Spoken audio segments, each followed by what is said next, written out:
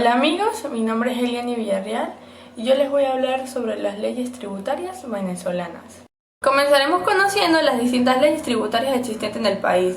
Estas son las siguientes: el impuesto sobre la renta, aquel pago de tributo obligatorio a las autoridades que gravan sobre la utilidad o ingresos obtenidos por parte de los contribuyentes, ya sean personas naturales o jurídicas, a lo largo de un año fiscal.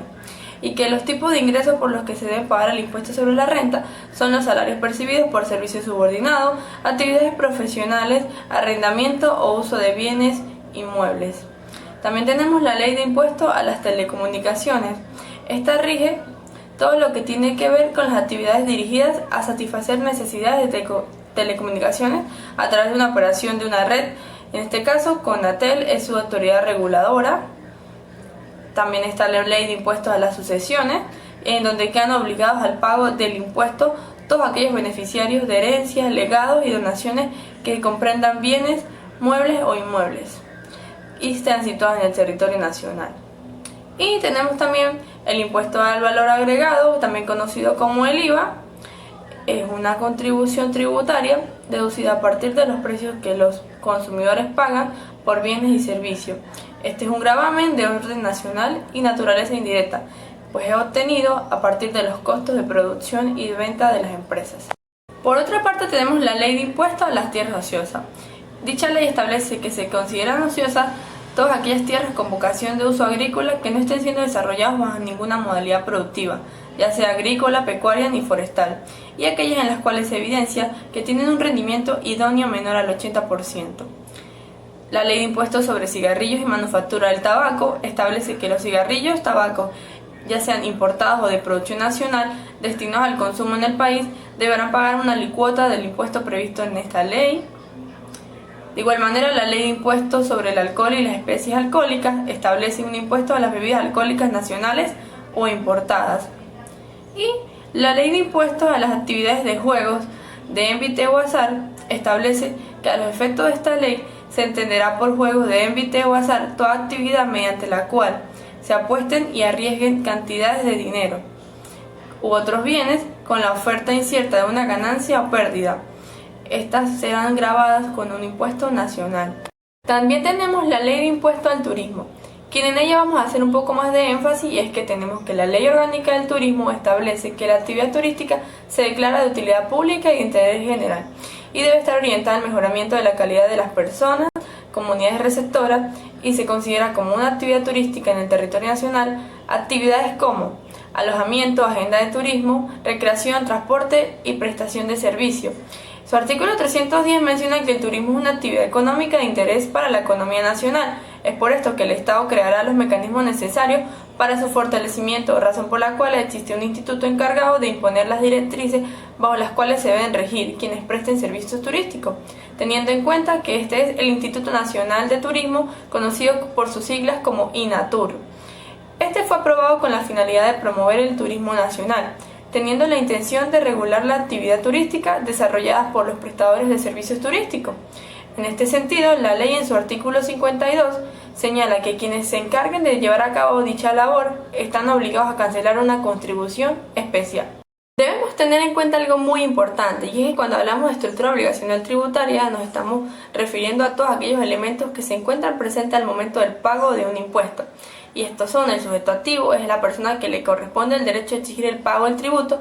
Normalmente la figura del sujeto activo recae sobre el Estado. En este caso de la ley de impuesto al turismo es el Instituto Nacional de Turismo, conocido como INATUR. El sujeto pasivo es la persona obligada al pago del tributo, ya sea persona natural o jurídica, considerada como contribuyente. En el caso de la ley de impuesto al turismo son los prestadores de servicios turísticos y toda persona natural o jurídica que realice actividades de prestación de servicios dentro del territorio nacional. De igual manera está el hecho imponible, que es el presupuesto establecido por la ley para tipificar el producto y cuya realización origina el nacimiento de la obligación tributaria. En este caso sería la realización de actividades turísticas dentro del territorio nacional. También tenemos la base imponible, que es el valor monetario o unidad de medida del hecho imponible, es sobre el cual se va a aplicar la tarifa para obtener el impuesto respectivo. Tenemos que la ley de impuesto al turismo establece que los prestadores de servicios deberán cancelar el 1% de sus ingresos mensuales de las actividades turísticas que hayan ofrecido en el territorio nacional. Es decir, ese 1% es la base imponible, la materia imponible, que es el elemento económico sobre el cual se asienta el tributo y en el que directa o indirectamente tendrá su origen. Es decir, este puede ser un elemento, un bien, un servicio o una renta. En el caso de la ley de impuesto al turismo, serán las actividades turísticas en el territorio nacional. También tenemos que las exenciones, como las exoneraciones, son en beneficio tributario otorgado, donde se libera del pago total o parcial del impuesto. Y la diferencia fundamental entre estas dos modalidades es que la exención se establece previamente en la ley y la exoneración es un derecho del Ejecutivo Nacional. Es decir, el presidente de la República es el que se encarga de establecerla. Tenemos que la exención es la dispensa total o parcial del pago de la obligación tributaria otorgada por la ley.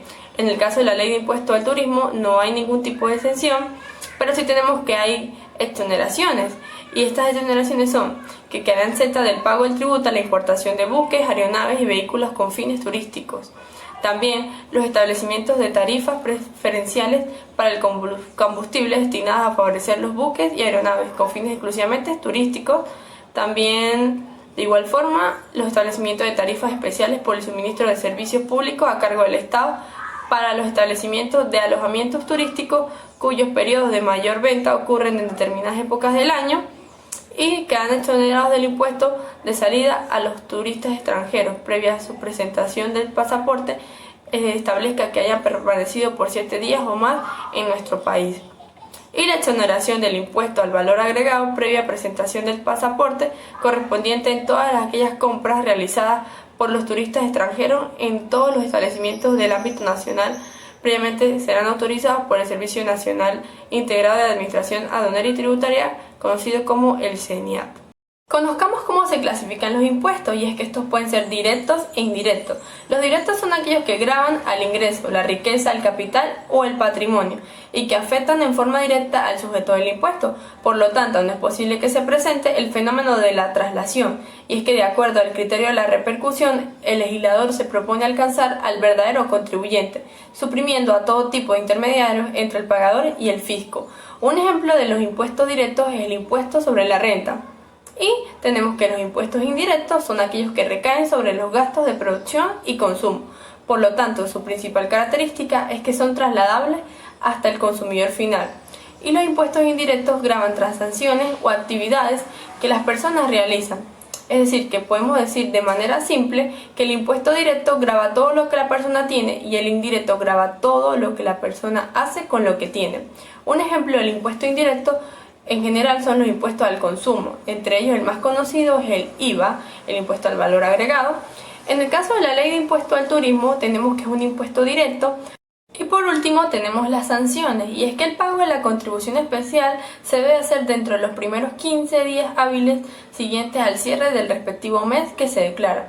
A tales efectos deberán depositar los montos correspondientes en una cuenta bancaria destinada a la recaudación especial que establecerá INATUR.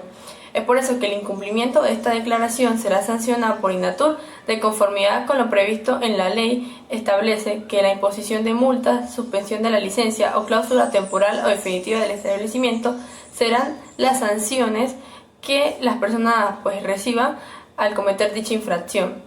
Estas son multas, suspensión de los permisos, licencias, certificaciones o autorizaciones otorgadas, modificación o demolición de obras y construcciones, restauración del área afectada a costa del infractor, cierre o clausura del establecimiento, revocatoria de la inscripción, licencias, certificaciones o autorizaciones otorgadas.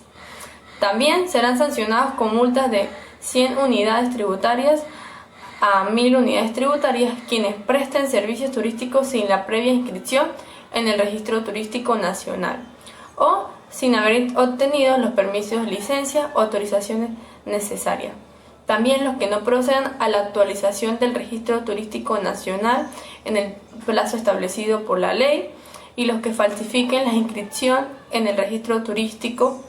También los que no presenten mensualmente al Instituto Nacional de INATUR la contribución especial a su cargo, equivalente al 1% del total de la factura por los servicios prestados.